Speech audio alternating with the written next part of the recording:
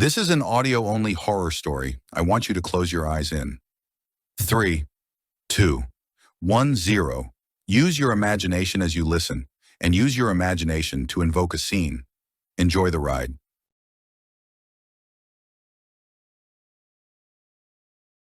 My name is Sam Darnell, and I never believed in ghosts. That was until I moved into the old Victorian house at the edge of town. The place was a fixer-upper, a steal for someone willing to put in the work. I was drawn to it not by its haunted reputation, but by the promise of space and solitude. The house was picturesque from the outside, ornate woodwork, a sprawling porch, and windows that gleamed like watchful eyes.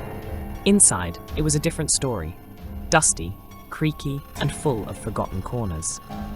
I dove into the renovation work with a sense of purpose, brushing aside the occasional odd noise with the certainty that it was just the house settling.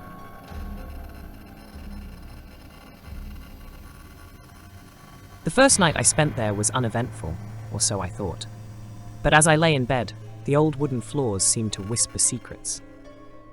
I dismissed the sounds as the house adjusting to its new occupant.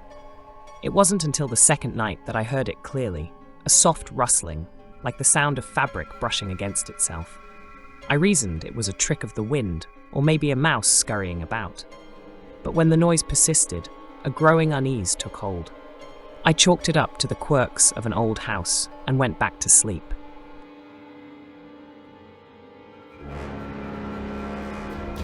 Days turned into weeks, and the noises continued. They grew more distinct, a shuffling, dragging sound that seemed deliberate. It was coming from the attic. I told myself it was probably some sort of critter, though I couldn't shake the feeling that something else was afoot. One afternoon, I decided to investigate. The attic was a vast, dimly lit space filled with dusty furniture, old trunks, and the remnants of past lives. The sound had stopped, leaving behind an eerie silence. I scoured the room, finding nothing out of the ordinary. But then, I spotted an old trunk in the corner. It was unlike the other storage pieces, more ornate, with intricate carvings and a heavy padlock. I hesitated, then decided to take a look. My curiosity won over my apprehension.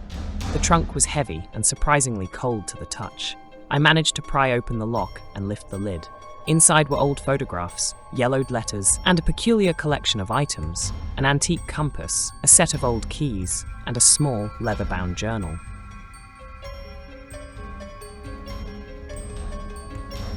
The journal was bound in cracked leather with a tarnished brass lock.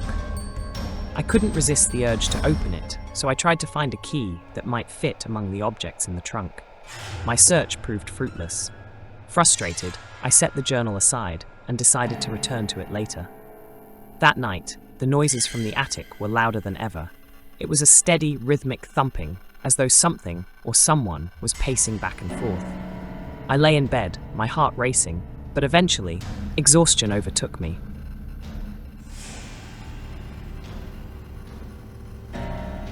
The following morning, I found the attic door slightly ajar. I was sure I had closed it securely. The attic seemed untouched, but the trunk was no longer in the corner. It was now positioned in the center of the room. The journal was missing. Panic gripped me. I searched the attic frantically, but found no sign of the journal or anything else out of place. The only clue was the faint echo of footsteps, as though someone had been walking just moments before. I decided to delve into the house's history.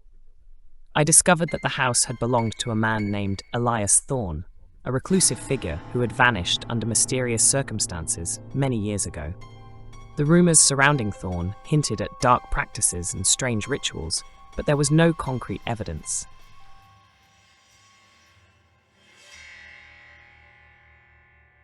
With growing apprehension, I returned to the attic.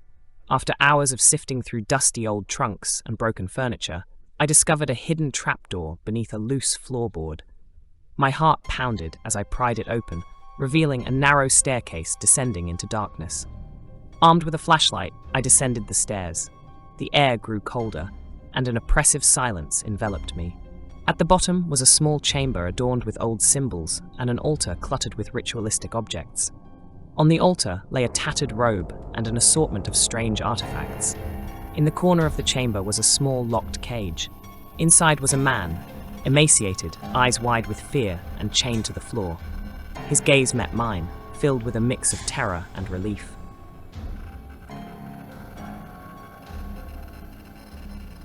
"Help me," he croaked, his voice barely audible.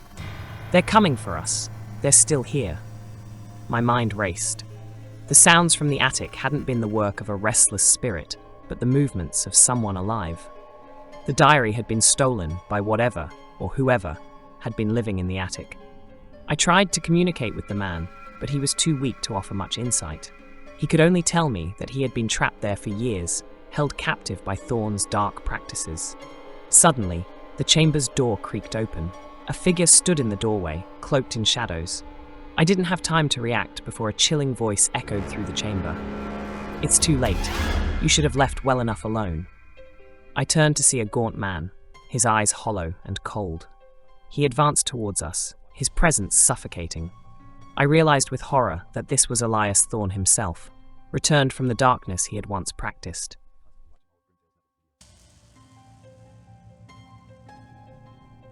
Desperate, I grabbed the flashlight and swung it at Thorn. He staggered back, but his malevolent gaze remained fixed on me. I helped the captive man free from his chains, and together, we fled the chamber. We scrambled up the stairs, the sounds of Thorn's pursuit echoing behind us. I led the man out of the house and into the open air. The house seemed to sigh in relief, as though it had been waiting for us to leave.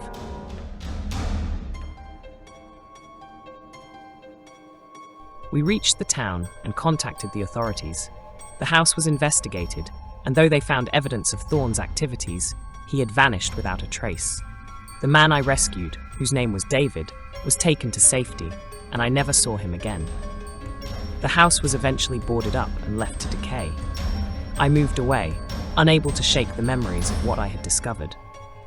I still hear rumors about the house and its sinister past, but I know the truth that lies within its walls. Sometimes, when I lie awake at night, I still hear the faintest echo of footsteps, a reminder of the darkness that once lived in the attic, and the horrors that unfolded when I dared to uncover them.